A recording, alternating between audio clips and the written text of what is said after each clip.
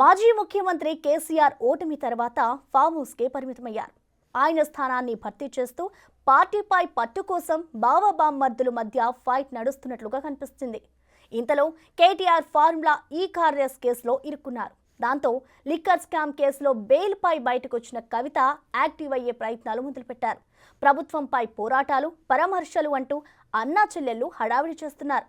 అలా ఆ ఫ్యామిలీలో ఎవరి పాలిటిక్స్ వారు చేస్తుంటే వారు అప్రోచ్ అవుతున్న విధానమే విమర్శలు మూటగట్టుకుంటూ కామెడీగా తయారైంది.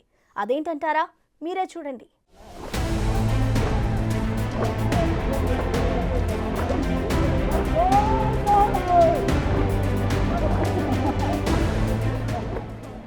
చనిపోయిన వారి కుటుంబాల పరామర్శకు వెళ్లి ఎమ్మెల్సీ కల్వకుంట్ల కవిత వేసిన స్టెప్పులివి. ఢిల్లీ లిక్కర్ స్కామ్లో నెలల తరబడి జైలు జీవితం తర్వాత బెయిలుపై బయటికి వచ్చిన కవిత మళ్లీ పొలిటికల్ గా యాక్టివ్ అయ్యే ప్రయత్నాలు చేస్తున్నారు. సర్కార్ వైఫల్యాలపై సమరమంటూ ఎమ్మెల్సీ కవిత ఇటీవల ఉమ్మడి ఆదిలాబాద్ జిల్లాలో పరామర్శ యాత్ర చేపట్టారు. జైనూర్ మండలం దేవునిగూడెంలో లైంగిక దాడికి గురైన గిరిజన మహిళను పరామర్శించారు. అనంతరం వాంకిడి మండలం డాబా గ్రామంలో హాస్టల్లో ఫుడ్ పాయిజనింగ్ అయి చనిపోయిన విద్యార్థి శైలజ కుటుంబాన్ని పరామర్శించారు.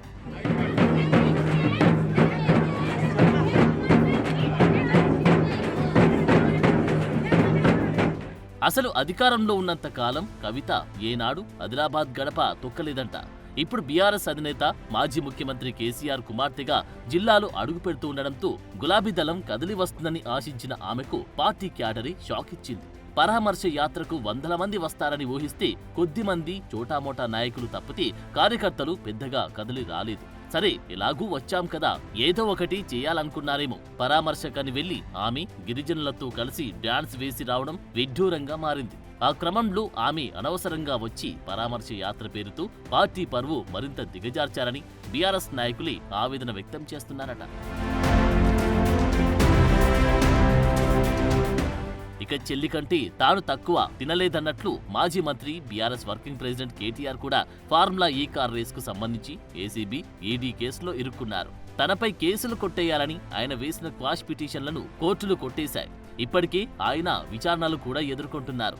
ఏసీబీ ఒక రౌండ్ 8 గంటల పాటు విచారించింది. ఈడీ కూడా నోటీసులిచ్చి 7 గంటలు ఎంక్వైరీ చేసింది.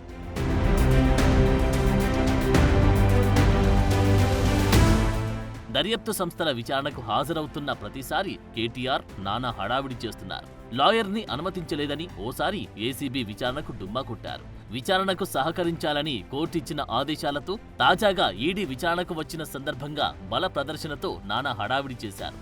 తానేం తప్పు చేయలేదని చెప్పుకుంటున్న కేటీఆర్ విచారణకు సైలెంట్ గా వచ్చి వెళ్లవచ్చు. అయితే ప్రతిసారి అరెస్టు భయంతోని ఆయన హడావిడి చేయిస్తున్నారన్న అభిప్రాయం వ్యక్తమవుతోంది. అరెస్టు భయంతోనే మందిని ఉసిగొల్పుతున్నారన్న టాక్ బీఆర్ఎస్ లోనే వినిపిస్తోంది.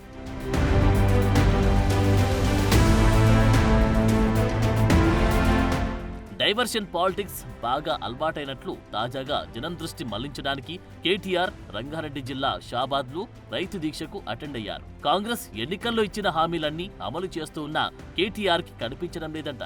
మరి ఆయన లెక్కేంటో గాని షాబాద్ వెళ్లేటప్పుడు ఆయన హడావిడి చూడండి.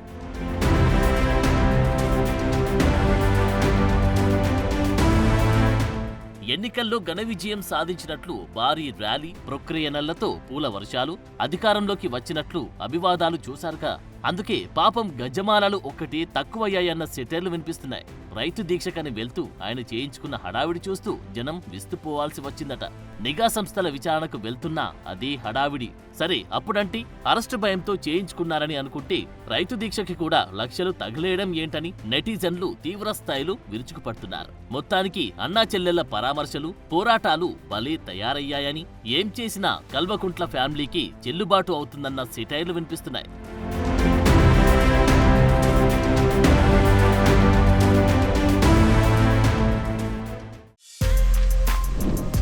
For more videos like this, subscribe Big TV channel.